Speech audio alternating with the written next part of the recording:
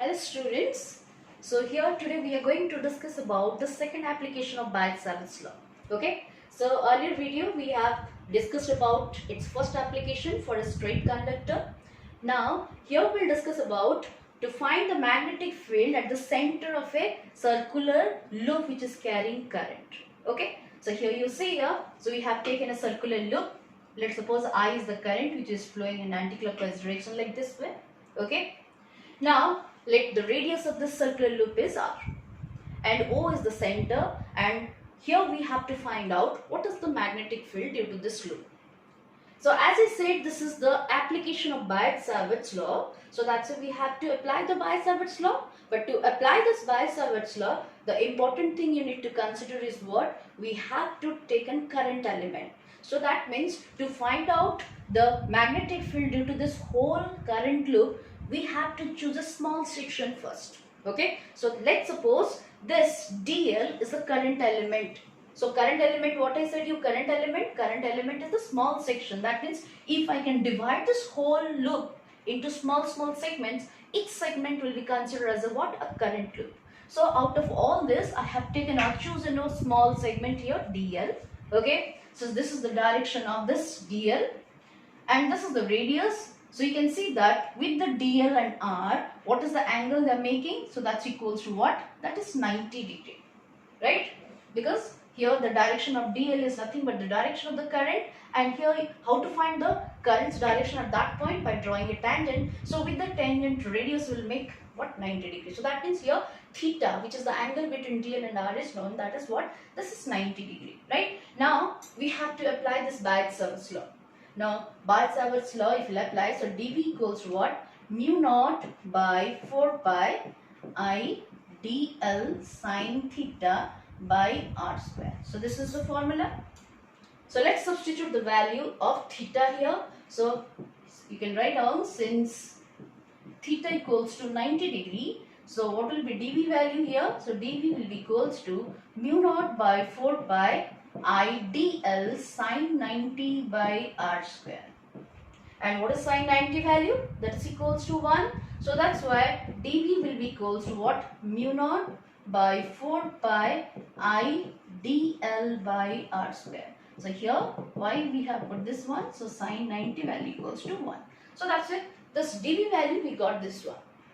So we calculated dv. So that means, as I said, this whole loop can be divided into a number of small current elements. Okay. So if I find out what is the magnetic field due to each current elements at the center, you can see that the magnitude will come as the same thing. Okay, because the distance is not changing from the circumference. Any point you take on the circumference of the loop, its distance from the center will be same, that is the radius. So that's why this magnitude of the magnetic field will remain the same. And one more thing, because I said you can find its direction also by using that right hand palm rule. So let's apply this one also. Now for this current element here, if I am using that what? Right hand palm rule to find out what will be the direction of magnetic field at this point. So here what I said here, that if the thumb is showing the direction of the current, then in which direction the palm will get curled, that will be giving you the direction of the magnetic field.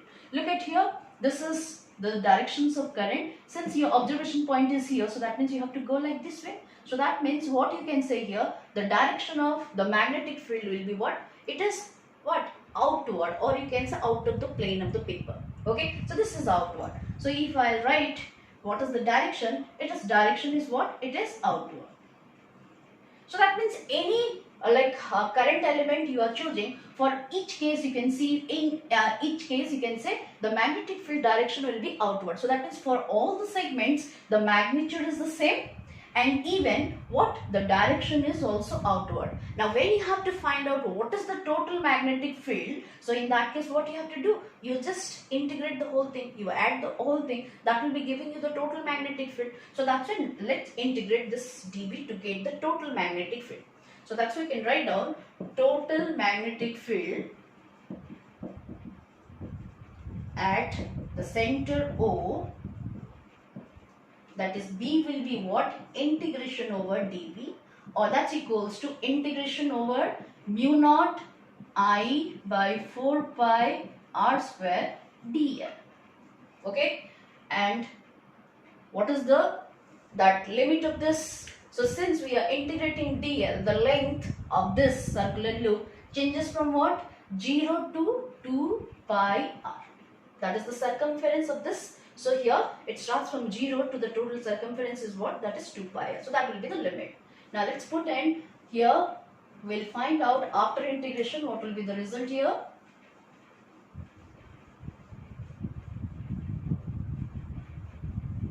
Okay, so fine. B will be how much here? B will be equals to, now you can see that mu naught by 4 pi is a constant, right? If a steady current is flowing, I is constant, and the radius of the circle or the circular loop, that is also constant. So if I am removing all here, mu naught I by 4 pi r square. So only integration will be done for dl, and what is the limit? 0 to 2 pi r. So let's substitute that here. This is mu naught I by 4 pi r square. So what is integration of dl? So integration of dl is what? L. And what is the limit? 0 to 2 pi r. Okay. So here we'll put the limits and final result we can calculate from there.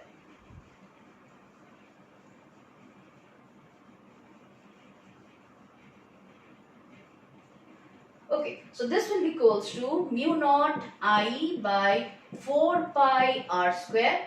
Okay, now if we put the limits, upper limit first, that is 2 pi r minus the lower limit. So that's why this is mu naught I by 4 pi r square into this is 2 pi r. So here this is cancelled, 2.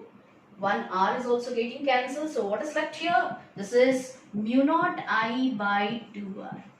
And this is what the magnetic field due to this what current carrying loop at its center. Okay, so that is what we can say. What is the answer of B here we got? That is mu naught I by 2 r.